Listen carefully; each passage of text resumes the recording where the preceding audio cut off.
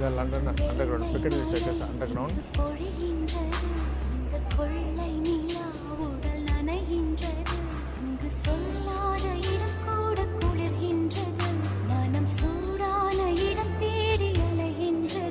புது வெள்ளை மழை இங்கு பொழிகின்றது, இந்த கொள்ளை நிலா உடல் நனைகின்றது.